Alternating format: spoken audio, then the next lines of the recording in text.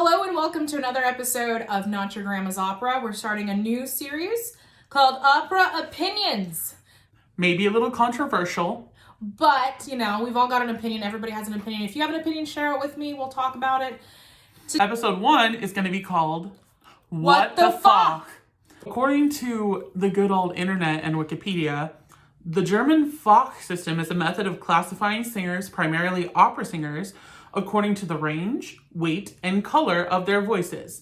It is used worldwide, but primarily in Europe, especially in German-speaking countries and by repertory opera houses. And in my opinion, it's a bunch of crap, especially if you're an American opera singer. And here's why. So, I forgot to say your name. By the way, this is Nicolas Vasquez-Gerst. I think that the system is dumb, especially in the United States, because the reason a lot of the times, at least from the small amount of research that I've done, and by research I mean people talking about it on TikTok, is that in Germany, the reason they have the Fach system is because for the sizes of their houses, repertory opera houses there's a lot of opera houses that are the same size. So it's easy to say, hey, your voice is this big. These are the exact roles that you're going to sing. The reason that I think that it's crap in the United States is because in the United States, houses are so different size-wise, because I've sung in an opera house that has 1,200 seats. I've also sung in like an auditorium that has like 300 seats. And then you have opera houses like San Francisco Opera that has, I think, over 2,000 seats. Probably, yeah. And then you have the Met, which I believe has over 5,000. I'm going to put it in right here because I'm lazy and don't do research. But that's personally why I think it's dumb, because regular-sized opera voice, big-sized opera voice.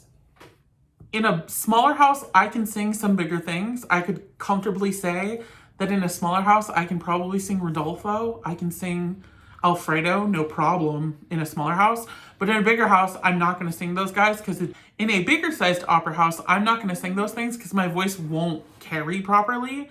And then you have people like Fallon. Fallon has a very large voice, singing-wise.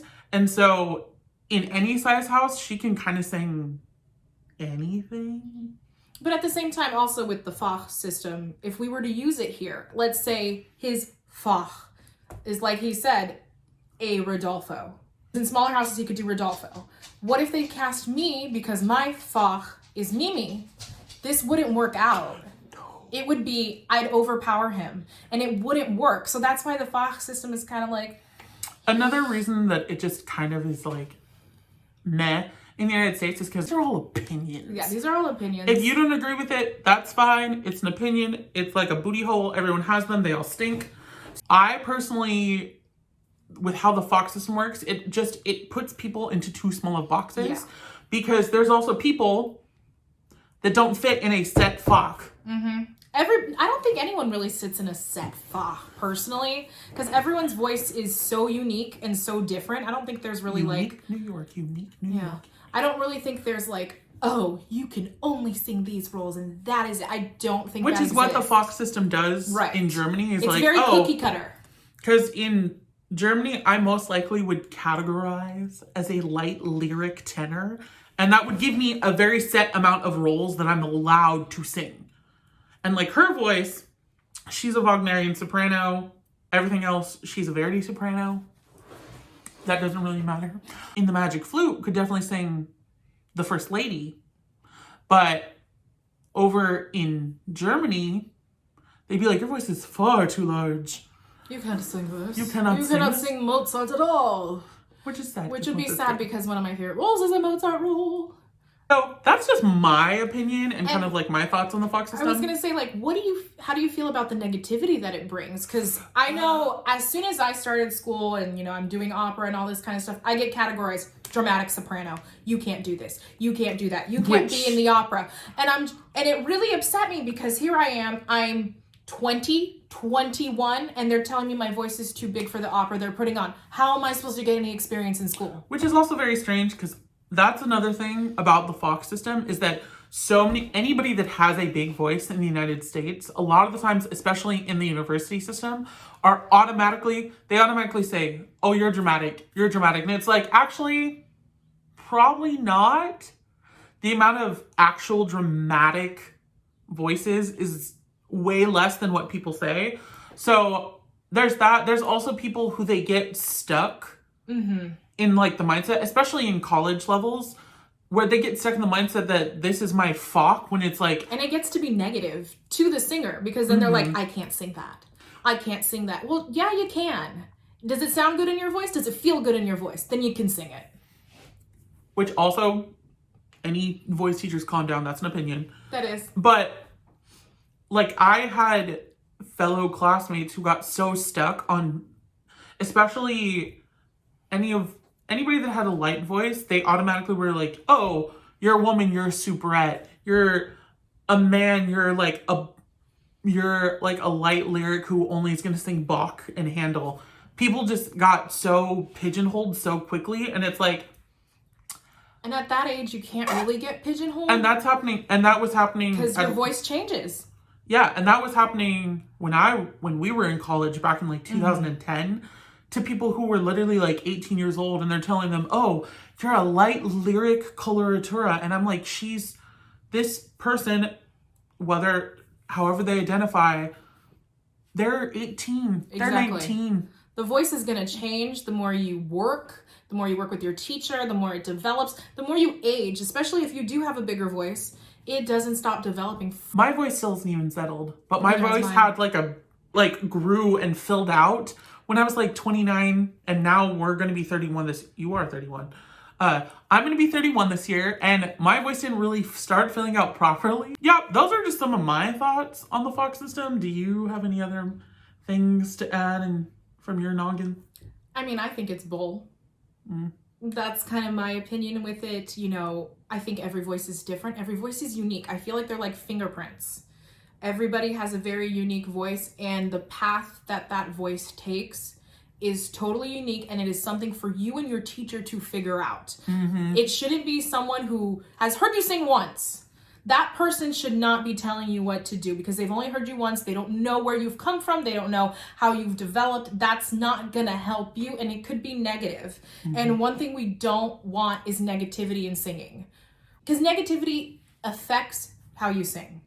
So if you're in a more negative space, it'll come out in your singing, and we don't want that. So we want everyone to just be very positive about their voices and how they are developing and the journey that they are on. Everyone's journey is different. Don't compare yourself to someone else's journey. Don't be like, I have to be in this Fach. You don't. You definitely don't. If you sound great doing it, do it. If you feel comfortable singing Verdi and it's healthy and it's not doing bad things, but your voice teacher's like, you're so young, you should only be singing Mozart. First of all, Mozart is hard. I actually have a story about that too. Mozart should not be sung by young undergraduate singers. Mozart should be sung by graduate students and professionals. And that's kind of the world we grew up in. Oh. It was like, everybody has to sing a Mozart.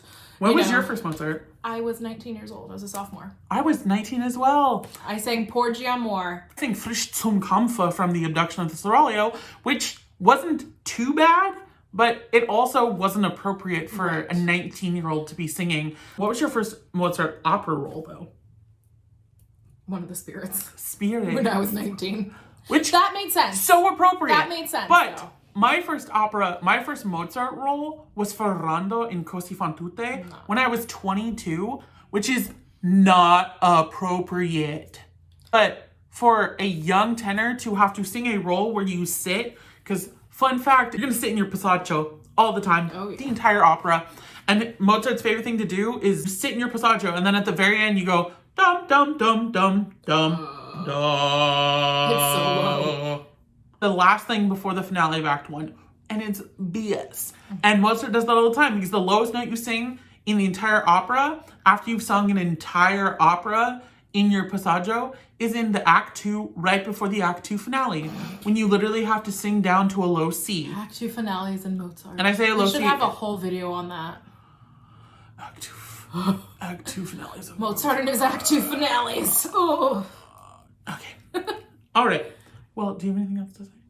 Yeah, and then, with teachers, it's all relative to the student. My teacher in undergrad, she kind of knew that I was probably going to go to the Verdi route. She could hear it in my voice. And instead of giving me Leonora, she actually gave me... From Il Trovatore. From Il Trovatore. She actually gave me Azucena. She gave me Stride. Just so I could get my voice moving in a Verdi way. You know, I was never meant to sing, to perform it. It was just really for an exercise. And that, I thought, was really a really great way to introduce me to Verdi. Mm-hmm. You know, so it really just depends. You know, she did get a lot of crap for it from the other voice teachers at my undergrad. They're like, oh my God, she's so young. But my voice wanted to do it. Yes, it did. So, you know, use your instincts as teachers. Use your instincts, because that's going to be the best thing for you. Mm-hmm. Okay. Okay, I hope you enjoyed this video. We'll have some more opera opinions. Please like, share, and subscribe. Bye.